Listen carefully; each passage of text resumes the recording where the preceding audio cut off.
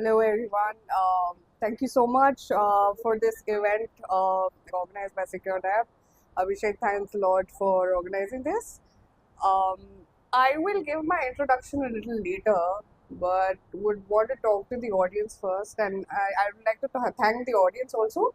I think this is the first time Delhi has seen an environment like East Delhi. It's always happened in Bangalore. I am originally from Delhi, so I have always hated why these events don't happen in Delhi. Why do I always have to go to Bangalore? I know Bangalore has its own, feel. There are startups, there are developers.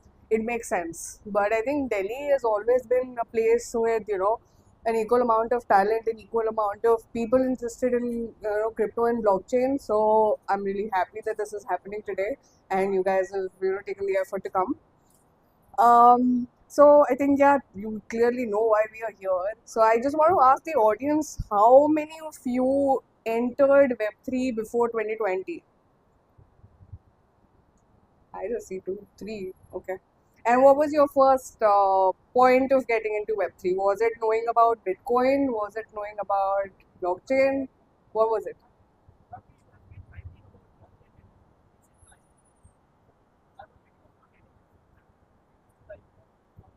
And how Web3 works, how does it differentiate, and that has been the kick. Okay. And anyone else?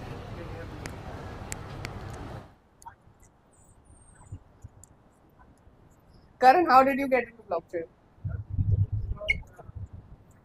Basically, I am also the co-founder and head of marketing of Polytrade. So we started this in 2023, second half of 2023. So that's how I basically got introduced to Polytrade. Then I became part of SecureDApp's. That's how. Okay.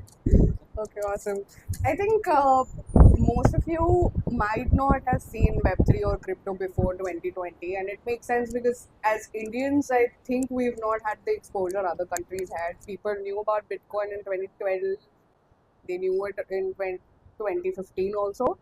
I think most people know crypto is only because Bitcoin and all of that boom happened. Now I think I would probably introduce myself. I just wanted to set some context with the audience. So I'm Shreya, and I've been with Polytrade for the last 3 years. Polytrade actually started as a trade finance company. So we came from an expertise of doing trade finance offline, and then we thought we'd probably move this on chain because there's a lot of liquidity lying in crypto with people, and it could actually help SMEs to raise funds. And we started tokenizing invoices. Tokenizing was one part of it. This was 2021, still very early with tokenization. I think there were very few players who did it. And we realized this was already a part of RWA. So why not do something to solve the problem, which is a very big problem in this space right now? As an industry, I think RWA is DeFi. Everybody knows DeFi. I think most concentration has about DeFi. But RWAs just came about, I think, 2, 3 years back when everybody started to realize what is RWAs and how is it different from DeFi. So we thought let's solve the problem which is with RWA. So I would like to know from the audience, what do you know about RWAs? Anybody?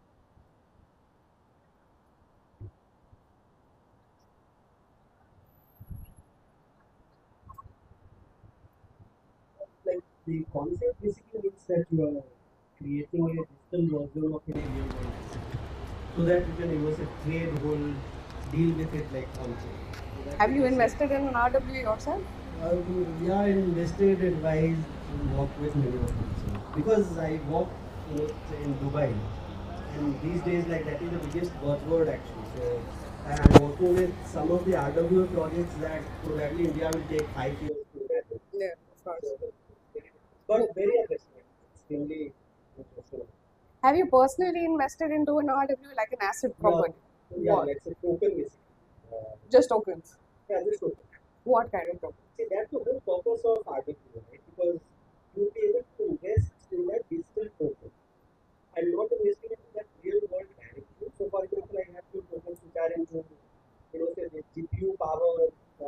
like the Yeah. storage space, Yeah. all these, like say even Polytrade. Yeah. So, and the reason to select these is there is something underlying which has actual value. Mm. Okay, so unlike many other crypto tokens, where there is nothing substantive and you bet more on the ecosystem that will get created. Yeah. So that's the broad Thank you. Anyone else? Do you have exposure to RWA? Guys out there, can I get your attention, please? It's a little distracting to see you talk. Thank you so much. Yeah. Okay. So I think Sir explained it really well. RWAs are basically digital twin, as you would say, of something which exists in the real world. It could be as small as a shoe. It could be as big as a building, an entire city. It is just an advantage that you were just sitting on your laptop. You can probably invest in a property in US. You are in India. Real estate is a very illiquid asset class. But this the fact that you can actually create a digital twin or a token of that real world asset and just swipe, and you can actually buy one RWA and exchange it on other RWA on chain. This will all stay on chain. And I think us as Indians, this concept is still very new. Crypto is a new concept for us. There's so many speculations about what crypto is and what it can do. Uh, I think it is still better this year because last year I knew exchanges were getting banned.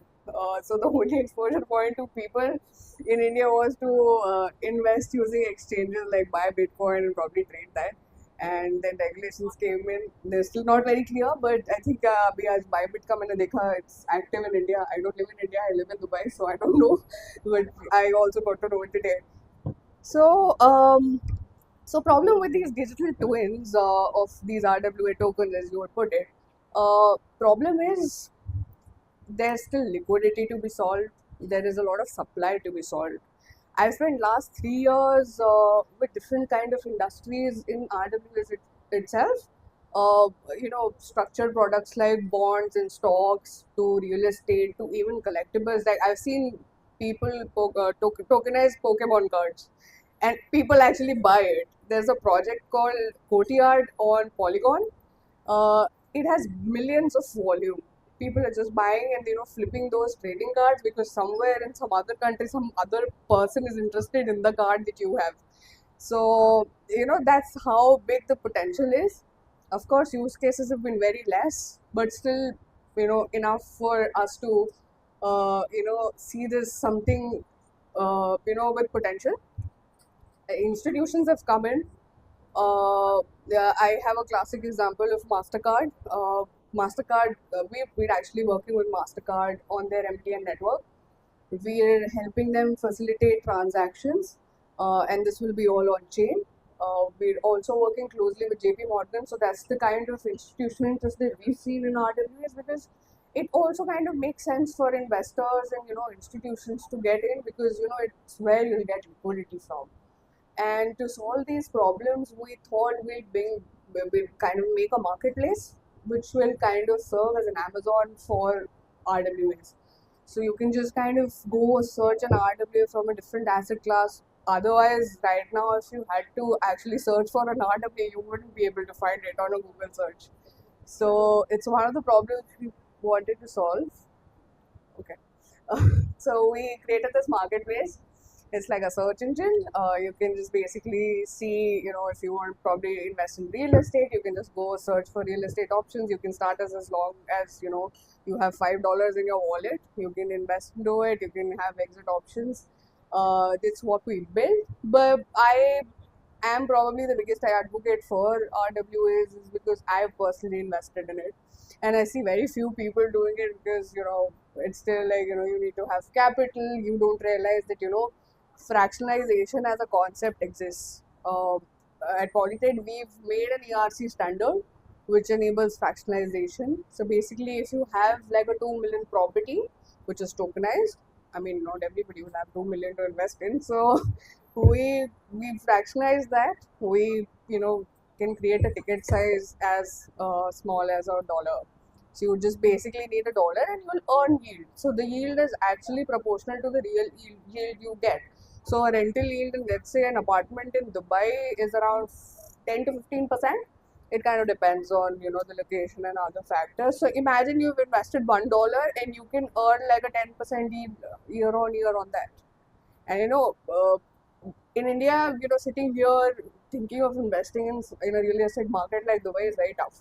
You don't know how it works. You know there are middlemen involved. Otherwise, I mean, if you were to buy a property in real world, this kind of removes all kinds of brokers and intermediaries that come in to just basically connect your wallet and just do it.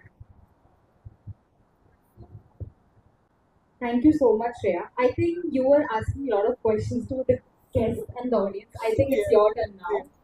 Since you are into marketing, Yeah. so one of the questions that we would like to ask you is that with Web3 projects often struggling to communicate complex concepts to users, how do you approach content, like creating content that's both educational and engaging for global audience? And so you just gave an example of Dubai, UK, US. So how do you do it at your desk? So yeah. I think it's a very tough question to answer because nobody's figured it all. I've spent a decade in marketing. I was in Web2 before with fintech and edtech brands. It was easier there. It's something that everybody understands. A is apple, B is ball, and it's not like complicated. But when you come to Web3, how many of you have wallets? What kind of wallets? I'm talking about MetaMask and all of those wallets. Yeah. I am surprised that I think 20 people sitting here, almost everybody raised their hand. But when I started, it was like nobody knew. I've spoken at events in Delhi. I've asked people, do you have wallets? They're like, what kind of wallets? We just have one in our pocket. So it is very tough, but I think we've gotten to a extent where adoption has been so much that if I'm posting a tweet from my brand on Twitter, people will probably understand what a wallet is and how a check-in and check-out function in the entire crypto ecosystem works. Like, how do you go to exchanges? How do you on-ramp, off-ramp crypto for that matter? But to answer your question, how do I do it?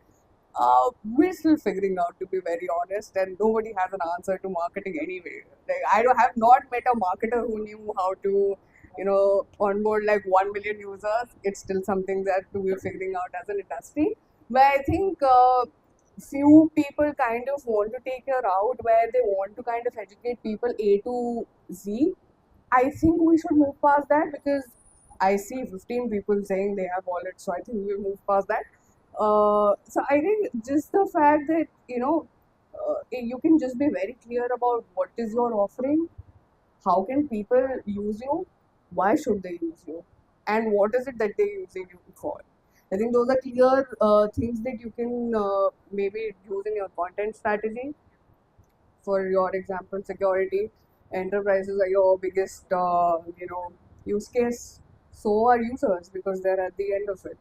And just educating them about the fact that when you're dealing something on chain, this is what you need to know. People don't know the kind of attacks they can get into. They don't know how they can be hacked. There are social engineering hacks happening right now. I just got a message from a VC saying he would like to get on a call. So VCs are very free right now. They're texting me on Telegram. I knew this person wanted to do a social engineering hack, and that's how common it is in crypto now. So I think just educating people of what the two sides of this could be is the first step, and the rest is still figuring out. Thank you so much. I think that was amazing Yeah. from your side. And yes, I would like to say marketers are still figuring out how we are going to turn it out. So yeah, thank you so much, Shreya. So we just have a token of gesture for you. And Thank you so much. thank you so Thanks much for your time. coming. Thanks so much.